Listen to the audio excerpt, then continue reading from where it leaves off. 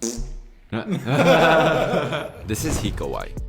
We met last year at Halls. In this video, he shares what it was like speaking Māori as his first language. You didn't speak English as your first language, did you? No, my first language was Te Reo Māori. I grew up with my grandparents in Wairoa, and they would immerse me in Te Reo Māori. My parents spoke Te Reo Māori to me, and I also went to preschool daycares that were full immersion into Te Reo Māori. Damn. Yeah, so when I was a kid, first language was Te Reo Māori. Were you allowed to speak English though? So in my schooling system at Te Kura Kaupapa Māori o Ruamata, which is a full immersion, a style of teaching in Te Reo Māori, from year 1, so 5-year-olds right through to year 13, so your last year in high school. And there at my school, you weren't allowed to speak English. Damn. What happened if you did? If you were to be caught speaking English by our teachers, you'd get a strike. And 3 strikes, you're out. And what that means, if you were to get 3 strikes for speaking English 3 times in a single day, the next day you would 1, not be allowed to come to school, or 2, you would get sent to the kohanga reo to help look after the babies for the day as your punishment. As your punishment. You went to a Māori immersion school since kindergarten and then all the way through until university? Correct. At university, did you find any challenges speaking pretty much completely English, would you say? Yes, my first 3 weeks in my first year were quite difficult, especially because at school we learnt every subject in Te Reo. Besides English, of course, we learnt English. But that meant math, physics, biochemistry. We learned all those subjects in Te Reo. So when I came to university, for the first 3 weeks was very challenging, learning pretty much the exact same content that I received from high school, but in a whole nother language. And for me, that was quite a difficult transition. So all your test papers, all your NCA papers in high school was written in Māori, and the questions were in Māori as well. Correct. And then in uni, everything's in English. Everything's in English. But would you say that now everything's pretty much all good now? Everything's all good now. I've had that chance to ground myself, to, I guess, relearn. Maybe not relearn the content, but just reteach the language. It's the same content, it's the same concepts, but just a different language. So it was pretty much just filling in the gaps with the language side, whereas everything else was still the same. And second year now, you've gotten used to it, and yeah, it's fine now. But yeah, back when we would do our exams, back in high school, we would have our math booklets and physics booklets, and each page was like double-sided, because one had English and one had Māori, and then I would fill out the Māori one because I didn't know what the English one was saying at that time. But right now, it's all good. It's all good. You learned Māori as your first language. Would you say that is very important for Māori people to learn the language Māori Te Reo first before English? Personally, yes, I do agree with that statement. Why? Why do I think that is a good way to go? Well, because 1, it's our language. It's ours.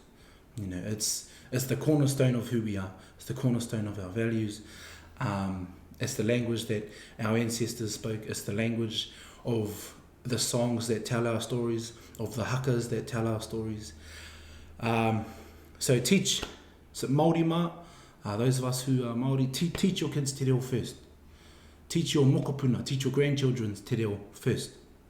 Because English is everywhere here in New Zealand. It's on their phone, it's on their iPad, it's on the TV, it's on the radio. You hear it on the street, you hear it in the car. It's literally everywhere. They can't escape English. So why not teach them Te Reo first? Because they're going to pick English up anyway. Going back to what you said about me being a Te Reo Māori first language speaker, that's right.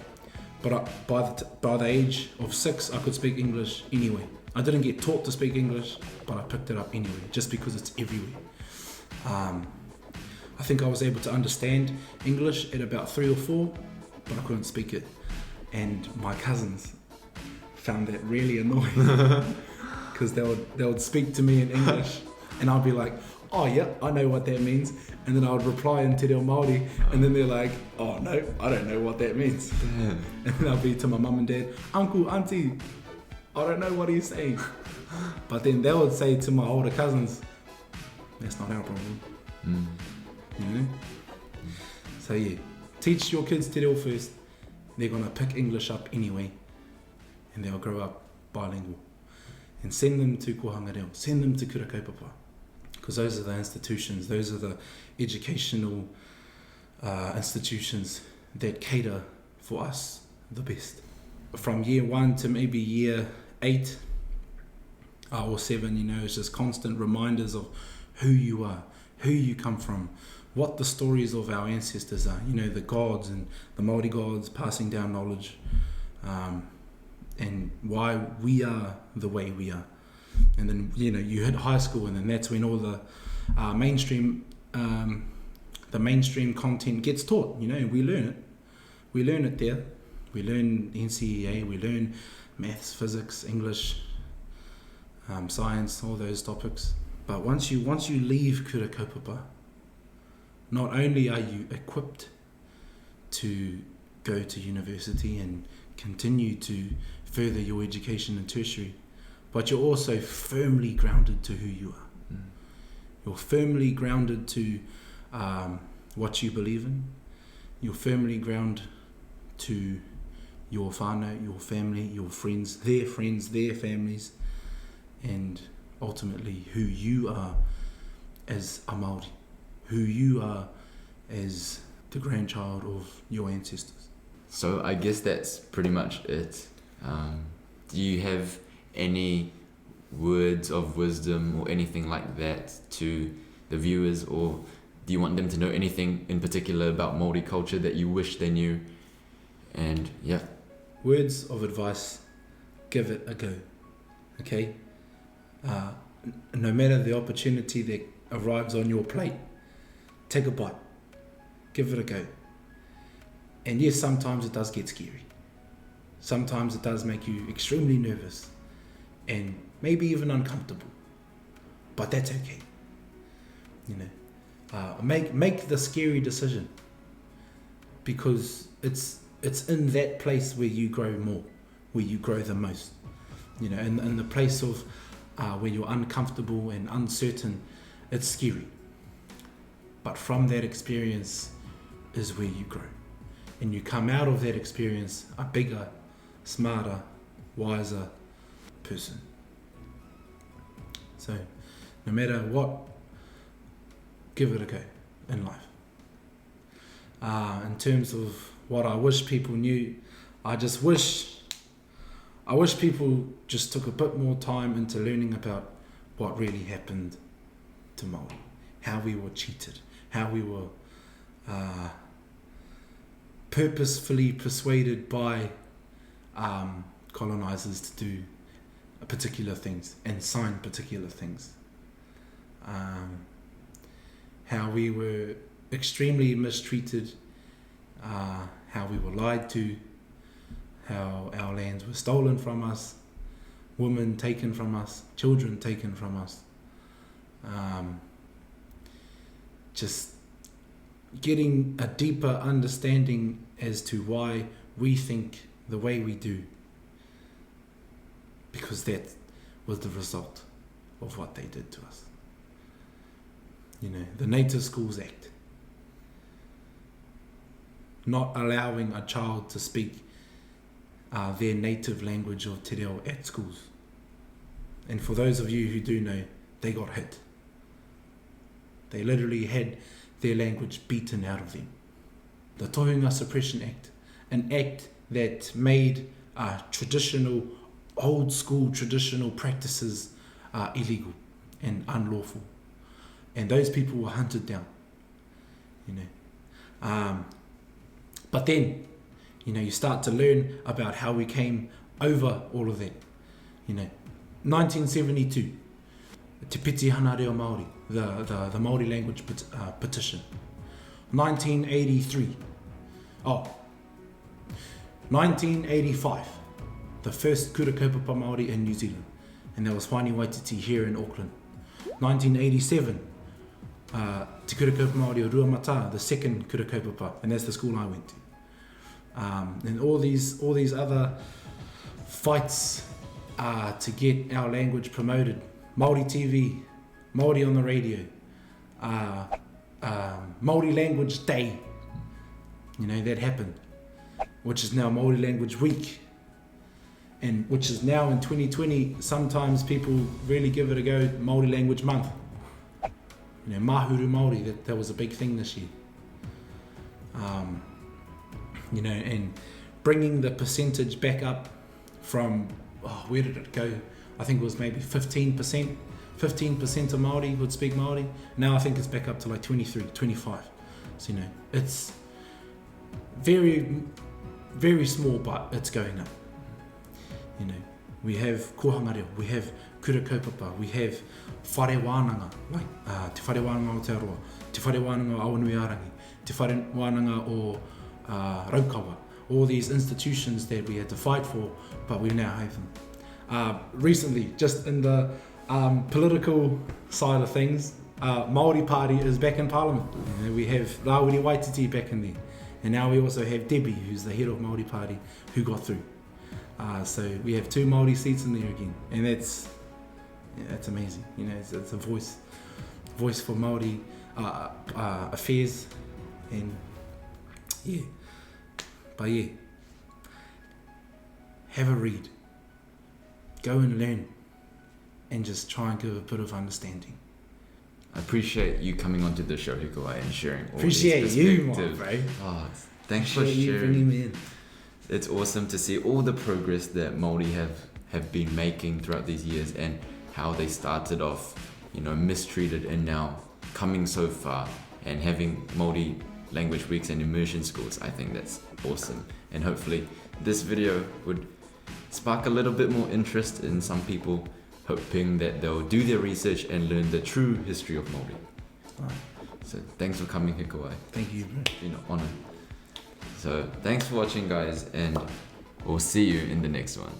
Mauri ora. Shall we talk a little bit about tattoos and how that is important to Māori culture? Oh, yeah, cool. So this thing here on my arms is tāmoko. So tāmoko was a gift gifted to Mataora and Niwareka when they came back from the underworld, from the spiritual realm, coming back here to the physical realm. And that's a long story in itself in terms of the art of Mataora, which is the facial tattoos, the facial traditional tattoos, and moko. And today it's evolved into many styles and by many artists, and something that tells a story. And that's what it is. That's what tāmoko is. It tells the story of who you are. It tells the story of where you come from. It tells the story of the knowledge that's been passed down to you by your ancestors through your parents, through the stories of your area, through the whakapapa, the genealogy. And that's what tāmoko is. Tāmoko is a visual representation of who you are. So everything on your sleeve, on your tāmoko, means something in relation to your genealogy. Correct, in one way or another. Okay. Yeah. Now, how did they do it? Back in the day, back when we didn't have, the gun. Actually, I'll go back to the very start of the art form, which is carving. Carving is where the art form started. And later on, when the art of Mataora and Moko came back to the physical realm, we started to replicate it on wood. And that's what carving is. Then we started doing it on skin. mainly on our legs, which is called puhoro, and our faces, being mataora. The males would wear a full face moko, and the females would wear moko kauwai, which is on their chin. They would have a mixture of natural greenery being grinded together to make a green paste. Now, there's 3 steps as to how they used to tattoo the faces or the skin back then. There was the first chisel, which would open the skin. The second chisel would open it up, make it wider, and the third step was putting the paste into the groove that they've just made, and then closing it back up again, and that's what made the green line.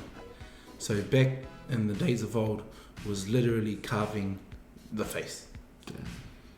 And plainly speaking, that's how it used to be done. And then we had, and it evolved into tools like uhi. Uhi is, depending on who you are, who you come from, would be a stick or maybe a bone, and connected to a piece of iron with sharp teeth. And there would be one hand, and in the next hand would be another stick tapping away. So tap, tap, tap, tap, tap, tap it into the paste or the ink, and then tap, tap, tap, tap it in again. This art form is still very much seen in other Polynesian cultures. It is still seen in Māoridom today as well. And yeah, today, we have the luxury of having Western tools like, the tattoo gun. And yeah, and I guess just a quick bit of trivia is the word tattoo itself. Some people may not know, but the word tattoo comes from Polynesia. Because, and I'm strongly going to stick to that, because moko or tāmoko is the product. The action of doing the moko is called tatau. T-A-T-A-U. Tatau. And when Cook arrived to Polynesia and asked us about where does that word come from, when you hit 2 sticks together, what noise does it make? And so they were like, oh yeah, tatau.